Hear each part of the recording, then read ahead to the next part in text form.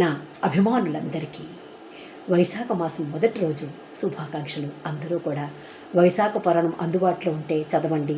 ఈ మాసం యొక్క గొప్పతనం ఏంటని అందరికీ కూడా తెలుస్తుంది. నేను ఆల్రెడీ అది వీడియో చేసి పెట్టడం జరిగింది. ఇప్పుడు నేను ఒక జీవిత సత్యాన్ని మీకు చెప్పదలుచుకున్నాను. అదేమిటి అంటే, ఉన్న దానితో సర్దుకుపోవడం నేర్చుకుంటే మన జీవితం ఎప్పుడూ కూడా ఆనందమయంగానే ఉంటుంది. లేని దాని గురించి ఆరాట పడుతూ ఉన్నామనుకోండి, జీవితంలో మనకు మిగిలేది కన్నీళ్లు మాత్రమే. ఇది అక్షర సత్యమా కదా చెప్పండి. ఎప్పుడూ కూడా జీవితంలో మనం ఎవరితోనూ పోల్చుకోకూడదు. నిన్న మా ఇంటి దగ్గర ఒక ఇన్సిడెంట్ జరిగింది, అదే చెప్తున్నాను. ఏంటంటే, అక్షయ తృతీయని పాపం కొంచెం డబ్బు ఉన్న వాళ్ళు ఏమో బంగారం కొనుక్కున్నారు. ఒక చిన్న మేడలో ఉన్న ఒక ఆవిడ ఏం చేశారంటే, నాకు బంగారం లేదు, నేను కొనుక్కోలేకపోతున్నాను. అదేంటిది? కొనుక్కోలేకపోతే కొనుక్కోలేకపోవచ్చు, ఎవరి స్తోమత వాళ్ళది కాదంటారా?